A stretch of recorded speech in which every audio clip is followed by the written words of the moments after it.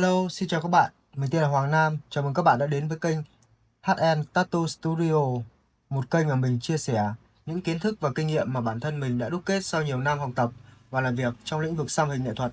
Ok, đi vào nội dung video ngày hôm nay, mình sẽ làm một series hướng dẫn các bạn mới làm quen tới xăm hình và những bạn chưa biết vẽ. Việc biết vẽ vô cùng quan trọng trong nghệ thuật xăm hình, nó giúp cho các bạn có thể định hình sắp xếp được bố cục tác phẩm và các bạn muốn thực hiện. Và khi các bạn gặp phải những khách hàng yêu cầu các bạn freehand thì những kiến thức và kinh nghiệm về vẽ sẽ giúp ích cho các bạn rất nhiều. Cũng như các bạn sẽ có thêm các vốn hình ảnh nội dung trong đầu các bạn để khi các bạn gặp bất cứ một hình ảnh nào hay một tác phẩm nào mà khách hàng yêu cầu, các bạn cũng có thể hình dung và có thể vẽ một cách dễ dàng hơn. Và trong series hướng dẫn những bạn chưa biết vẽ ngày hôm nay thì các bạn hãy chuẩn bị cho mình đó là một chiếc bút chì kim. Đó, các bạn có thể nhìn thấy đây là bút chì kim, cái đầu nó sẽ rất là nhỏ. Và tiếp theo đó là một chiếc bút chì 2B. Bút chì 2B. Tiếp đến nữa đó là cây bút chì 8B nha. Đây. Tiếp theo đến đó là thước kẻ và một cục gôm, cục tẩy ấy. Nếu mà các bạn không biết vẽ thì sao? Thì chúng ta phải học vẽ. Và hôm nay chúng ta sẽ bắt đầu với bài hướng dẫn số 1. Đó là bài 1 shading.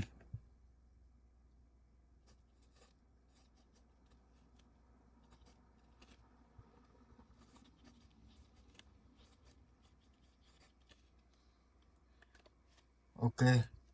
Trong bài shading này mình sẽ hướng dẫn cho các bạn cách mà các bạn có thể đổ bóng.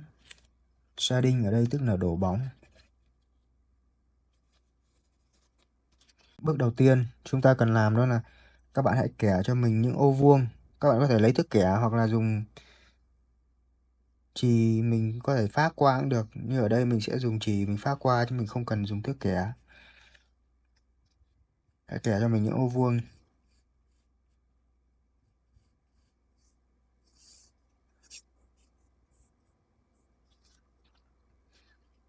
Mình sẽ hướng dẫn cho các bạn trong bài hôm nay đó là 4 tông màu.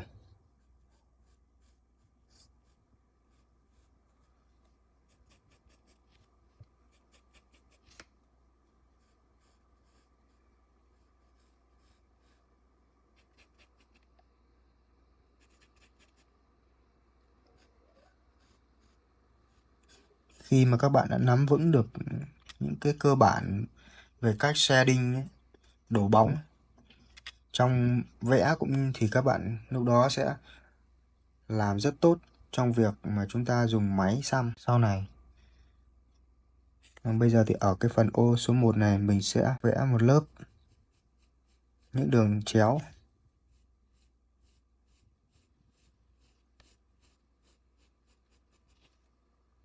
Ở ô số 2 cũng thế.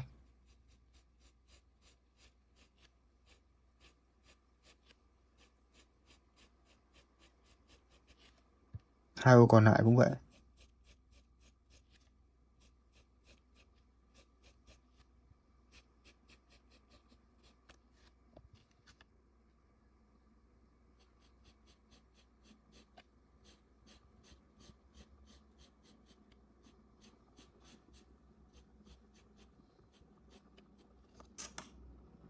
Và bây giờ ở ô số 2 mình sẽ vẽ thêm một lần nữa các đường chéo chồng lên nhau.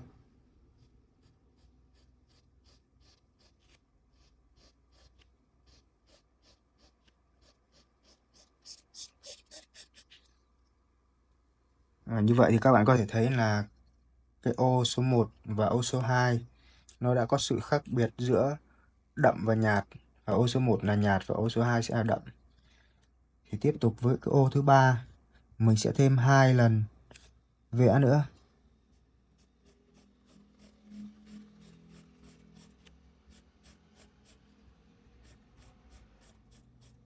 Một lần này và lần thứ hai.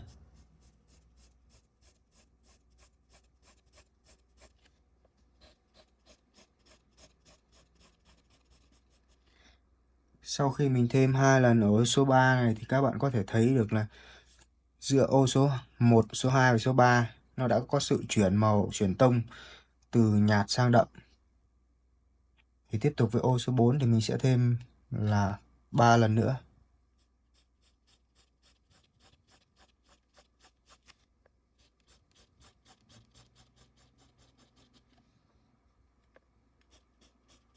Hai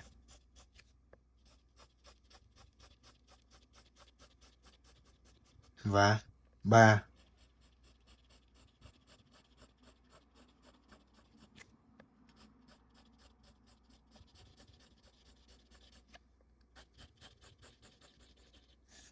Đấy, thì các bạn có thể thấy là 4 tông màu khác nhau khi chúng ta sử dụng phương pháp, tức là thêm một lớp chồng lên. Thì ở đây mình sẽ ghi ký hiệu ở đây ô số 1 là 1. Đây là mình cộng 2. Đây mình cộng 3. Cộng 4. Ok. Rồi bây giờ áp dụng với cái công thức này thì các bạn sẽ vẽ tiếp cho mình những ô vuông tiếp theo.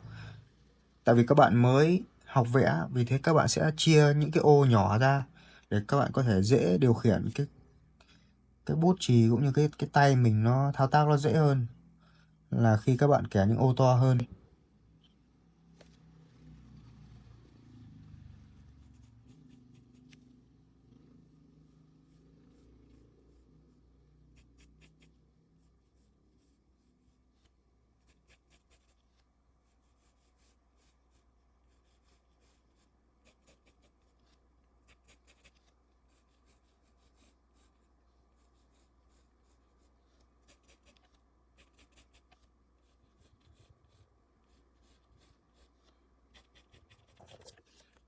Bây giờ khi mà ở cái ô thứ nhất này mình sẽ đi đậm ở phần góc bên tay trái này và kết thúc nhạt ở góc dưới bên tay phải. Thì các bạn sẽ thấy được cái sự chuyển bóng từ đậm sang nhạt. Phần này chúng ta sẽ đi đậm, mạnh tay và đậm. Và dần dần ra giữa cũng như về cuối thì các bạn sẽ nhấc tay nhẹ lên để cái nét chì nó sẽ mờ đi và nó sẽ thể hiện ra được cái sự đổ bóng của nó, cũng như là cái shading này. Và các bạn trong lúc các bạn vẽ, các bạn quan sát và các bạn cảm nhận bằng mắt của mình, thấy ở phần nào mà nó chưa được có cái sự gọi là mềm mại giữa chuyển bóng từ đậm sang nhạt hoặc ngược lại thì các bạn có thể thêm một lần nữa giống như cái công thức ở bên trên. Ví dụ như ở đây mình thấy ở chỗ này thiếu một chút tối thì mình sẽ cho thêm một lớp vào. Và sau đó mình đánh dàn đều, nhẹ tay và dàn đều.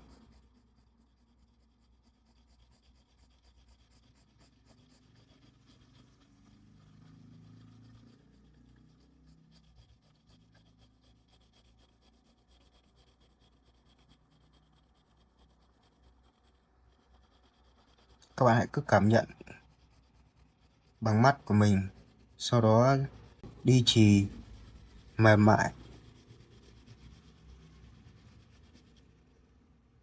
Đó. Đây là một cái hướng mà các bạn đánh từ bên trái qua bên phải, từ trên xuống, từ trái qua phải và từ trên xuống. Tiếp theo các bạn hãy luyện cho mình thêm một cái hướng nữa là từ phải qua trái và cũng từ trên xuống, từ phải qua trái và từ trên xuống.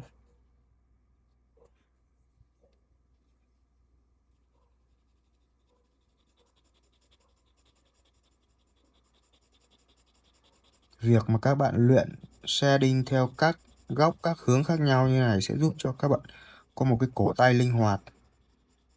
Khi mà các bạn sau này các bạn áp dụng vào với máy xăm ấy thì nó cực kỳ đơn giản và dễ dàng thao tác. Các bạn có thể làm việc được rất nhiều hướng, đánh bóng, đổ bóng được rất nhiều hướng khác nhau. Cũng như là đi nét cũng thế. Trong bài tập ngày hôm nay thì mình sẽ không hướng dẫn cho các bạn cách đi nét, nhưng mà sang bài tập thứ hai mình sẽ hướng dẫn cho các bạn cách đi nét, cách vẽ nét.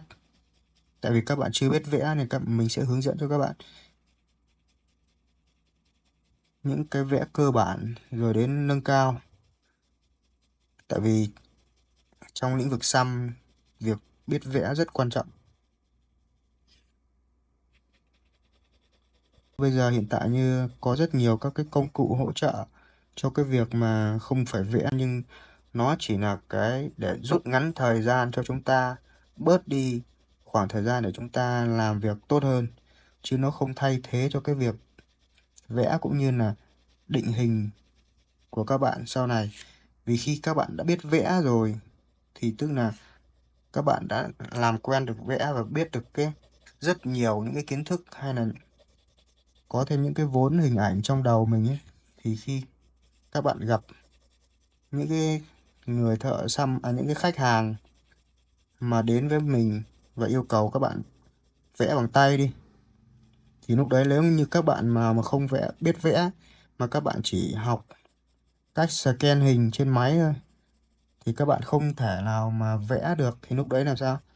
Thì các bạn sẽ mất đi cái khách hàng đấy. Vì thế cái việc vẽ rất quan trọng. Ngoài ra là những cái việc mà như là khách hàng yêu cầu các bạn phải vẽ bằng tay ra, thì còn một cái nữa là khi mà các bạn scan hình lên, nhưng trong cái thời gian các bạn làm việc thì cái hình của mình scan ấy, các bạn lau nhiều lần đi thì nó sẽ mất cái nét của các bạn. Thì lúc đấy làm sao? Các bạn lại phải biết vẽ để các bạn có thể vẽ được lại nó một cách nhanh nhất. Thay vì nếu các bạn không biết vẽ thì các bạn sẽ lại phải can lại một tờ can khác và các bạn ốp lên, thì lúc đấy nó lại sẽ mất thời gian của các bạn cũng như của khách hàng. Vì thế nên là tất cả mọi học viên khi mình dạy, nếu các bạn không biết vẽ, mình đều phải cho các bạn ấy học vẽ hết. Rồi quay lại cái bài tập ngày hôm nay, mình đã đi hai hướng rồi, và bây giờ mình sẽ đi tiếp tục hướng khác, tức là mình đi từ dưới lên và từ trái sang phải, từ dưới lên và từ trái sang phải.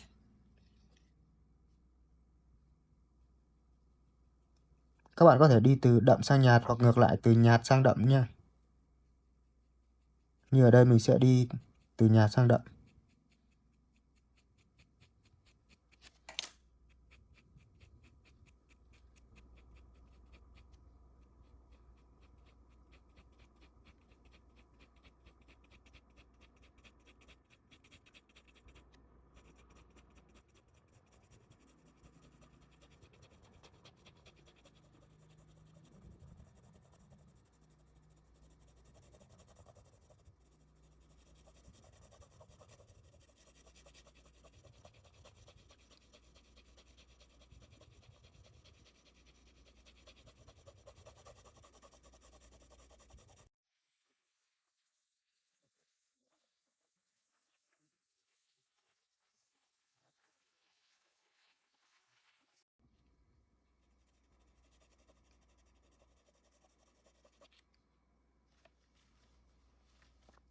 Ở đây cũng thế, các bạn có thể đi từ đậm sang nhạt theo hướng từ dưới lên.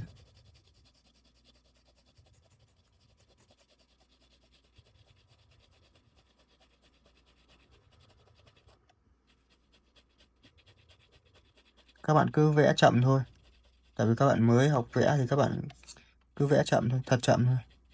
Cảm nhận bằng mắt thường cũng có thể thấy được là cái độ đậm nhạt của nó. Rồi cái sự chuyển từ đậm sang nhạt nó mềm mại chứ nó không bị gắt.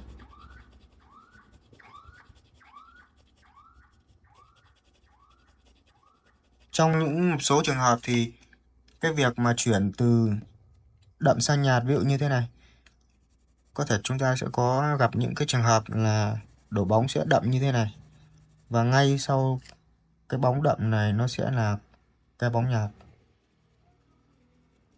Nhưng mà mình sẽ hướng dẫn cho các bạn đi từng bước một, thì khi mà các bạn bắt gặp những cái tình huống như thế này thì các bạn sẽ giải quyết nó vô cùng dễ dàng.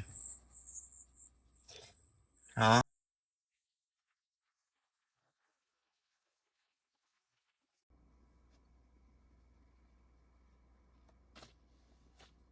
Tiếp theo, ngoài những cái hướng mà các bạn đánh bằng đường chéo này ra thì còn có rất nhiều các kiểu đánh khác nhau. Ví dụ như chúng ta có thể làm những dấu chấm. Mình sẽ vẽ ở đây là những dấu chấm. Góc bên trái mình sẽ chấm nhiều chấm hơn. Và dần dần sang bên tay phải mình sẽ cho ít chấm đi, thì lúc đấy nó cũng sẽ thể hiện ở đây là gì? Là sự chuyển bóng từ đậm sang nhạt.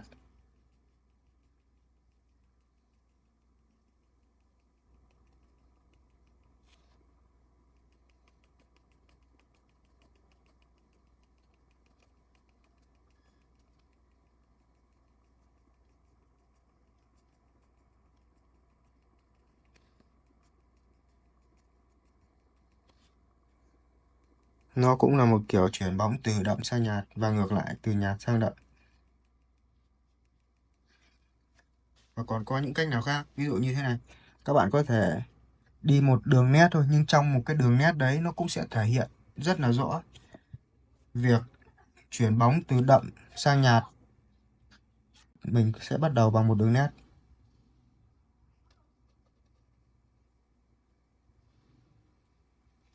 Và như các bạn có thể thấy là một đường nét duy nhất, nhưng nó cũng thể hiện ở đây là từ đậm và sang nhạt. Nó cũng sẽ là thể hiện cái sự chuyển bóng, đổ bóng ở đây. Hay là các bạn có thể đánh theo đường ngang. Các bạn để dọc cây bút chì lên và các bạn đánh ngang.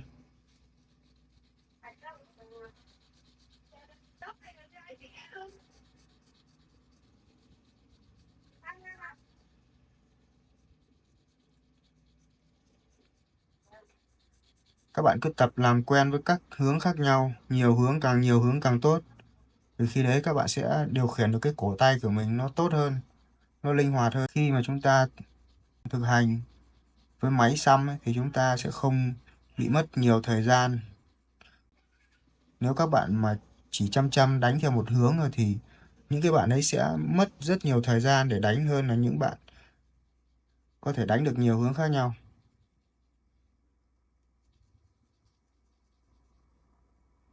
Và đây mình sẽ đi từ nhạt sang đậm.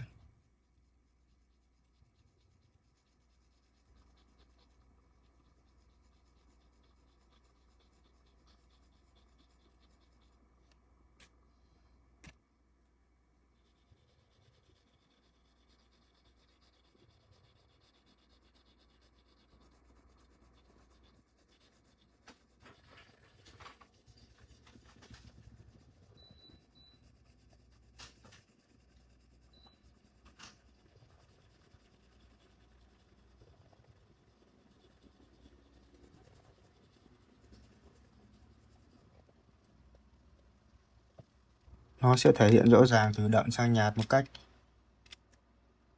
dàn đều hơn, đúng không? Thay vì là gắt như thế này. Tiếp theo sẽ là kiểu xoay tròn như thế này cũng được các bạn. Khi các bạn xoay tròn như thế này,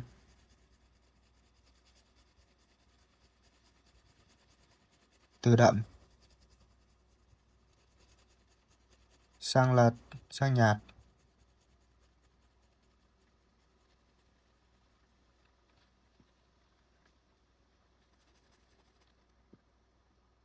hoặc là các bạn có thể đánh theo kiểu chéo, đan chéo nhau, đan lưới đấy. Các bạn cũng có thể hiện được sự chuyển bóng.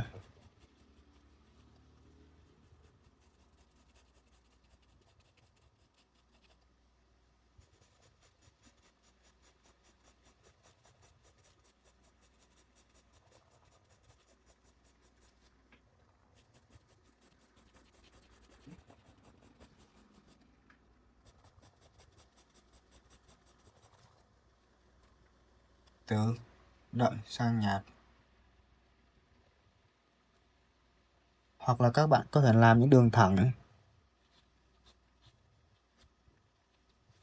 nhưng các bạn làm đậm ở phần đầu và kết thúc ở phần đuôi nó nhạt.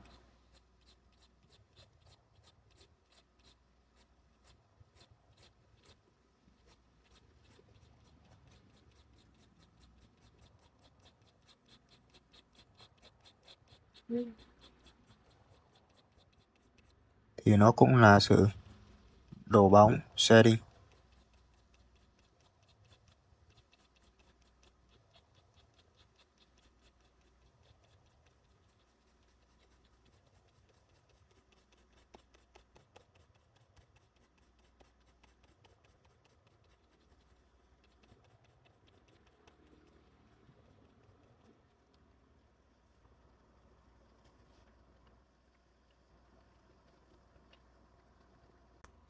Nếu các bạn thấy video này hay và có ích thì đừng quên cho mình một lượt đăng ký kênh và bật thông báo để mình có động lực ra những video hướng dẫn tiếp theo. Cảm ơn các bạn.